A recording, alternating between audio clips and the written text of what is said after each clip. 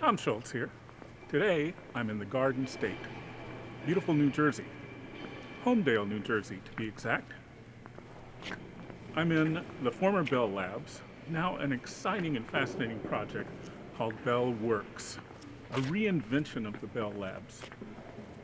Bell Labs was designed by Eero Saarinen, the architect who also designed the St. Louis Arch and the TWA Flight Center in New York. I think of them as visions of a particular kind of future. Saarinen's called a modernist architect, and this building is a prime example of that concept. It's all mirrors, apron walls, concrete, cantilevers, everything clean.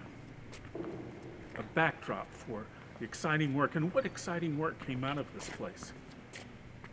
Cell phone technology was created here.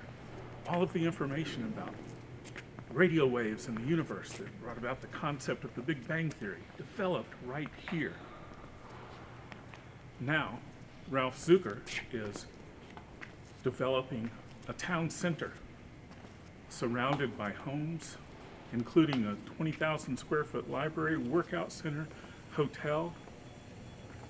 Why are we here? We're part of a team, working with Ralph, architect, designer, and we're creating a concrete floor system, a simulated hallway of sorts, in this great atrium space, directing traffic to the future storefronts, directing traffic to the future libraries, surrounding a gathering space. It's exciting. This week, Daniel DeWitt and I are working on mock-ups. We've taken calculations of all of the materials in this building, the glass, the new tile, the concrete. We're drawing inspiration from those materials to come up with a staining concept that pulls those dynamic features and materials together so that we're part of a cohesive whole. I explained to Apollo, the designer, that what I was interested in doing was creating a surface that you don't see at first. You walk in, you're impressed by the sheer magnitude of scale. You look at all of the marvelous modernist details, and eventually you might go over and say, hey, what's this floor? That's the kind of recognition that I'm looking for, and the kind of connection that I'm looking for. It's that level of connection that we try to bring to all of our projects and jobs. It's a wonderful experience being in this building for me.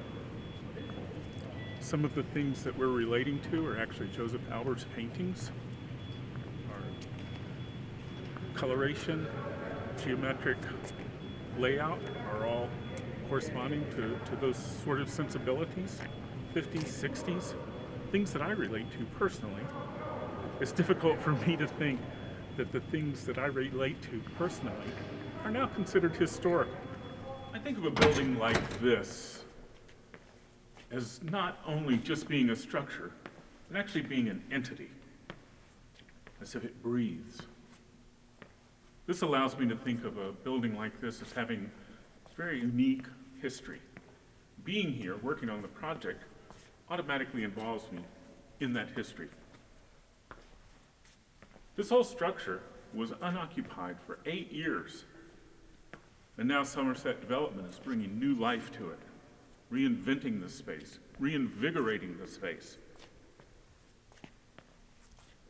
Abandoned, even the surrounding 456 acres developed a new ecosystem.